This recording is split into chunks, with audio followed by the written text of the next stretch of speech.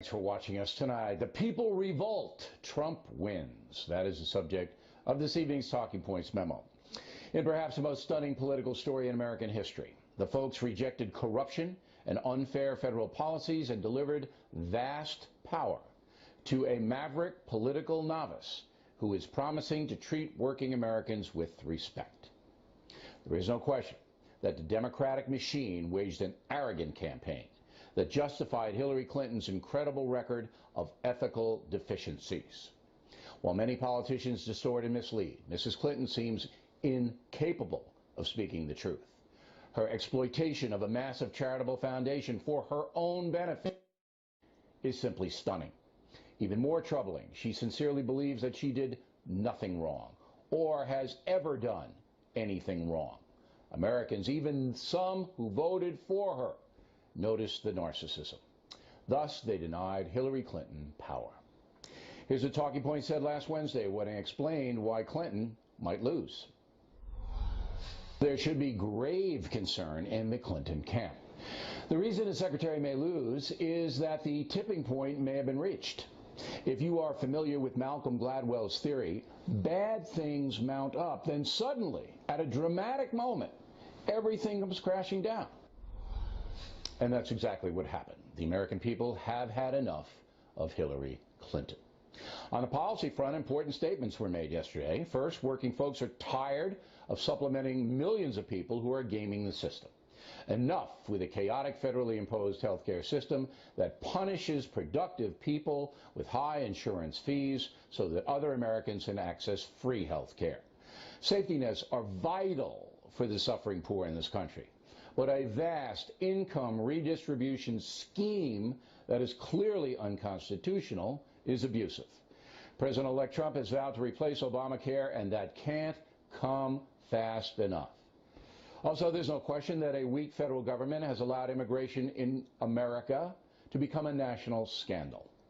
Hillary Clinton has no interest in fixing any of that, shamelessly pandering to the Hispanic community in order to harvest votes. The fact that Mexican cartels are harming this nation by smuggling narcotics and undocumented people in here does not seem to faze Clinton or her party in the least. The fact that Democrats will not even vote for Kate's law, which would protect all Americans from dangerous, illegal alien felons, is insane. The voters noticed. On the workplace front, workers cannot increase their earning power if business is strangled by onerous taxation and regulation. It's abundantly clear that liberal America believes corporate America is the enemy and must be punished.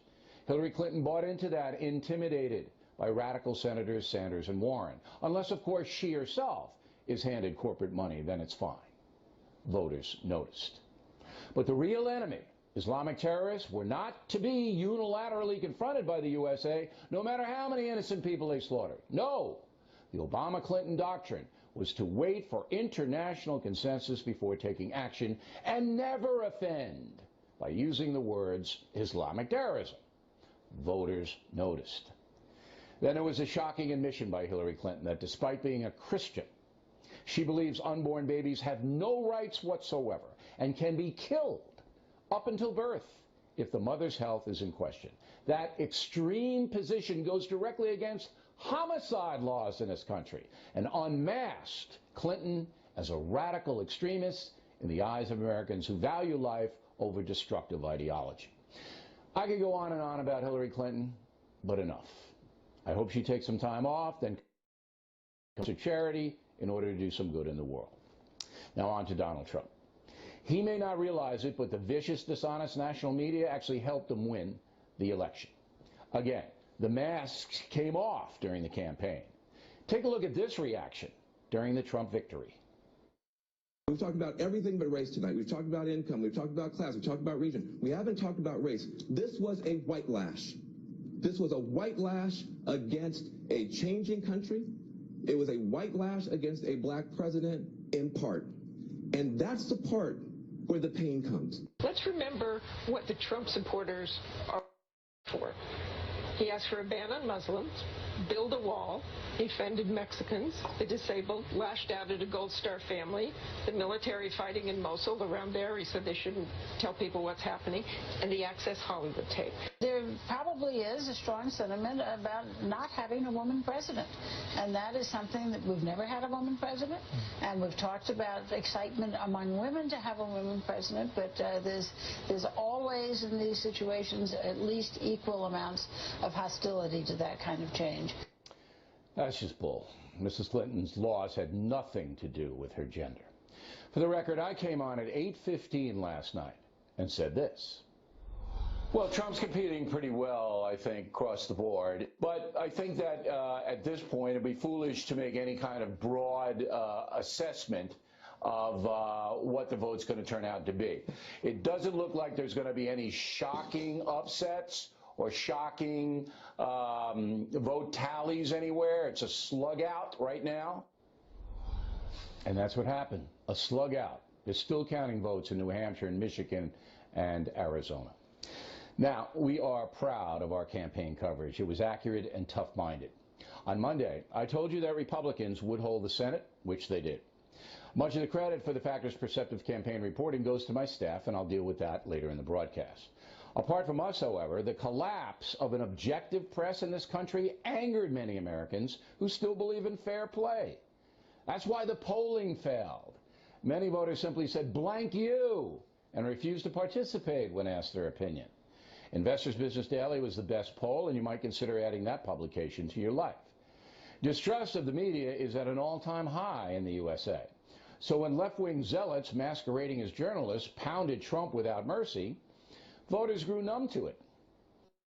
Some of that even happened on this network, as a few commentators tried to make names for themselves at Trump's expense. Same thing with the people who did not like Hillary Clinton.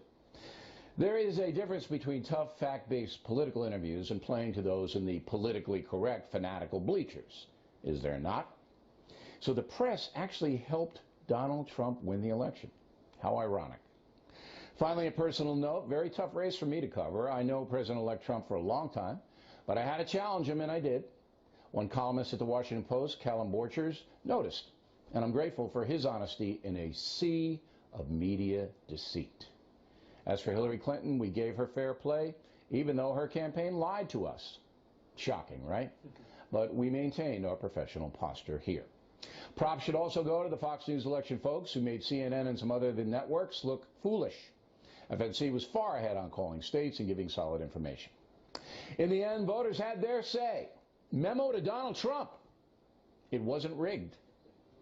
And that's the